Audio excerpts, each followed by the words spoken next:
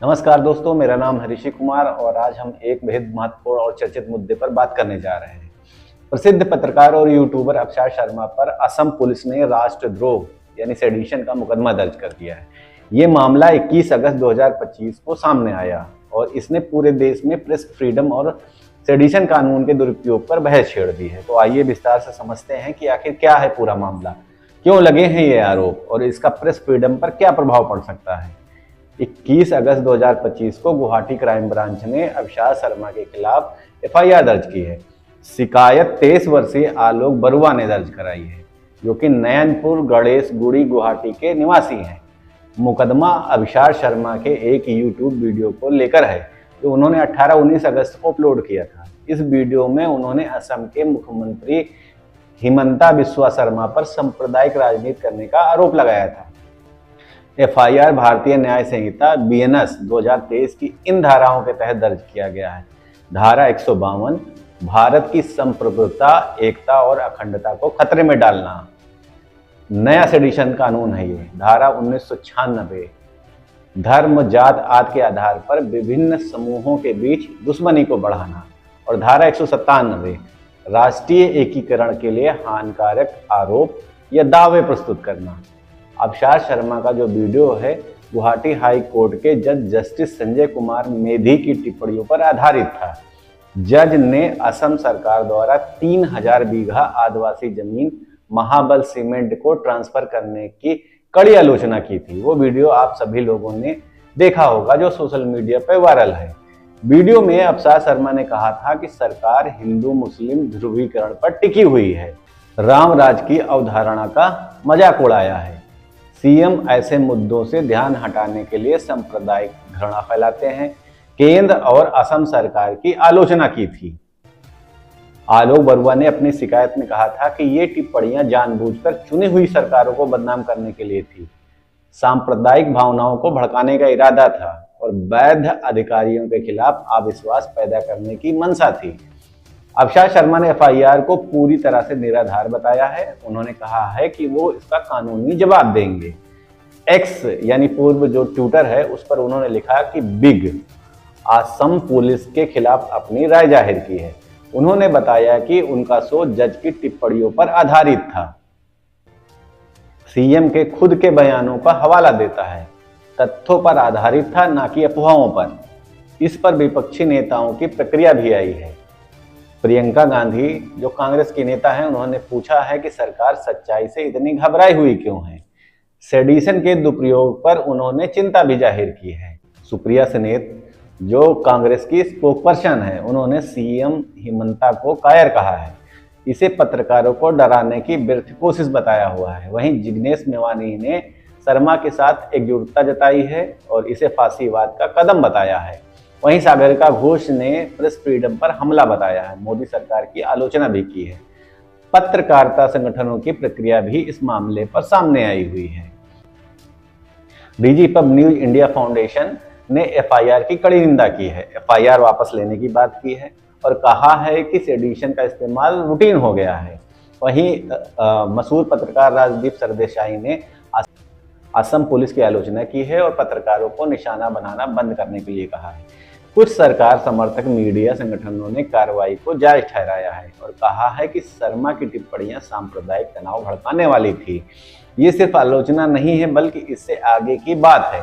वहीं social media पर बटी राय, क्योंकि वहां भी दो धड़े हैं। कुछ यूजर्स ने पूछा है कि क्या ये वाकई सेडिशन है, अन्य ने इसे सरकार की कमजोरी बताया है। बहस हुई कि ये प्रेस फ्रीडम का मुद्दा है या कानून व्यवस्था का। तो आइए जानते हैं कि सेडिशन कानून का इतिहास क्या है। पुराना सेक्शन जो है 124A था, ब्रिटिश काल का ये कानून था। आजादी के बाद भी ये जारी रहा। अक्सर दुरुपयोग के आरोप भी सरकारों पर लगते रहे हैं। सुप्रीम कोर्ट का 2022 का फैसला, सुप्रीम कोर्ट ने सेडिशन कानून को निलंबित कर दिया था। कहा था कि इसका दुरुपयोग हो रहा है। नए दिशा निर्देश भी जारी कर दिए थे। नई बीएनएस में सेक्शन 152 हो गया है। अब ये 2023 में नई भारतीय न्याय संहिता में सेडिशन को नए रूप में लाया गया है। सेक्शन 152 में कुछ बदलाव भी कर दिए गए हैं, लेकिन आलोचकों का कहना है कि ये पुराने कानून जैसा ही है। पत्रकारों के खिलाफ बढ़ती कार्रवाई चिंता का एक कारण है। ये अकेला मामला नहीं है। सिद्धार्थ वरदराजन पर भी समन और करण थापर को भी नोटिस जारी कर दिया गया। अन्य पत्रकारों पर भी मुकदमे दर्ज कराए जा रहे हैं। असम में पत्रकारों के खिलाफ कार्रवाई का एक पैटर्न दिख रहा है। सरकार की आलोचना करने वालों को निशाना बनाया जा रहा है। अक्सर सेडिशन या सांप्रदायिक कार्रवाई के आरोप भी लगते आए हैं। कानूनी विश्लेषण बताते हैं कि क्या है सेक्शन 152। भारतीय न्याय संहिता की धारा 152 भारत की संप्रभुता, एकता और अखंडता को खतरे में डालने वाले कार्य। ये पुराने सेडिशन कानून का नया रूप है, लेकिन कुछ संशोधन इसमें किए गए हैं। अब सबसे बड़ा सवाल ये है कि क्या आलोचना जो है सेडिशन है? कहाँ खत्म होती है अभिव्यक्ति की आजादी? क्या वाकई राष्ट्रीय सुरक्षा को खतरा है? संविधान का अनुच्छेद 19A और A अभिव्यक्ति की आजादी केदारनाथ सिंह केस 1962 सेडिशन की व्याख्या करता है। हाल के सुप्रीम कोर्ट के फैसले भी इस सेडिशन की व्याख्या करते हैं। तो आइए जानते हैं कि वर्ल्ड प्रेस फ्रीडम इंडेक्स में हम भारतीय कहां पे हैं। भारत की रैंकिंग लगातार गिर रही है। 2024 में हम 161वें स्थान पे थे। 180 देशों में पत्रकारों पर दबाव बढ़ रहा है। इस तरह के मामलों से पत्रकार डर जाते हैं और सेल्फ सेंसरशिप बढ़ती है। लोकतांत्रिक बहस कम होती है। लोकतंत्र में मीडिया की जो भूमिका है वो वॉचडॉग का काम करती है। सरकार की जवाबदेही सुनिश्चित करती है। जनता तक सच पहुंचाना हमारा काम होता है। अन्य देशों में सेडिशन कानून के बारे में भी आपको बताते हैं कि आखिर विदेशों में भी आखिर ये राष्ट्रद्रोह का जो कानून है वो कहाँ पे है। अमेरिका में जो है सेडिशन कानून बहुत कम इस्तेमाल होता है। यूके में 2009 में सेडिशन कानून को खत्म ही कर दिया गया है और कनाडा में 2013 में सेडिशन कानून को पूरी तरह से हटा दिया गया है। यूएन ने भारत में प्रेस फ्रीडम को लेकर चिंता भी जताई है। आरएसएफ ने आलोचना की है और अन्य देशों के मीडिया संगठन भी हमारी भारतीय मीडिया को लेकर पूरी तरह से चिंतित हैं। अभिषार शर्मा ने कहा है कि वे कानूनी लड़ाई लड़ेंगे। हाई कोर्ट में वो जा सकते हैं। सुप्रीम कोर्ट तक जाने की भी संभावना है। अन्य पत्रकार भी उनके साथ खड़े हुए हैं। इन मामले में हाई कोर्ट और सुप्रीम कोर्ट की भूमिका अब महत्वपूर्ण होगी। प्रेस फ्रीडम वर्सेस राष्ट्रीय सुरक्षा का संतुलन बनाए रखना है उनको। केदारनाथ सिंह केस के सिद्धांतों का पालन करना है।